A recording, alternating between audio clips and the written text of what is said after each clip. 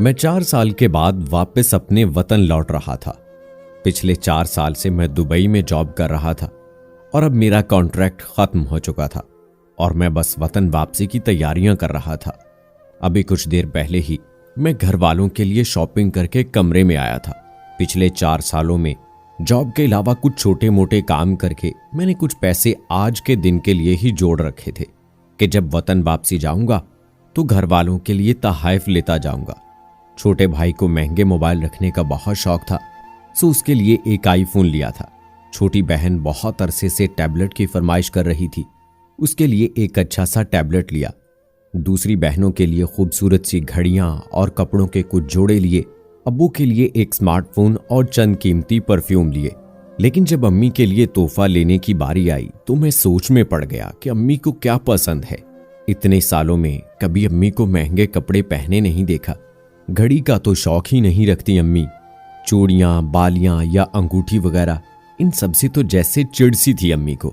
जब कभी जाती बाजार तो बहनों के लिए तो ले लेती, लेकिन अपनी बारी आने पर हमेशा यही कहती कि मैंने क्या करना है पहनकर, मुझे ये सब चोंचलापन लगता है भाई, तुम ही पहनो ये सब, मैं तो इस सब के बगैर ही अच्छी। यही हाल कपड़ों का था। एक बार कोई एक आधा जोड़ा ले लेती तो बस फिर अगला कुछ अरसा यही सुनने को मिलता कि अभी तो लिए हैं मैंने इतने ढेर कपड़े, तुम ही लो अपने लिए, मेरे पास तो पहले ही बहुत हैं। मैं सोच सोच कर थक गया, लेकिन अम्मी की कोई ऐसी बात जहन में ना आ सकी कि जिससे उनकी पसंद का कुछ पता लगता। मैं अभी सी सोच में था कि अम्मी के लिए क्या लूं कि घर से कॉल आ गई। छोटी बहन ने फोन किया था।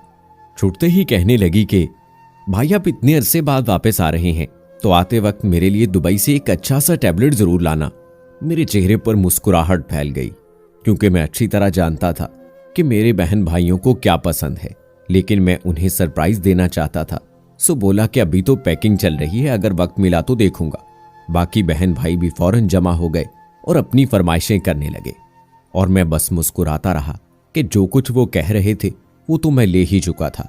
अच्छा अम्मी कहाँ हैं? अम्मी से बात करवाओ मेरी। मैंने अम्मी से खुद ही उनकी पसंद का पूछने का इरादा किया कि मुझे बहुत सोचने के बाद भी अम्मी की कोई पसंद जहन में ना आ सकी थी।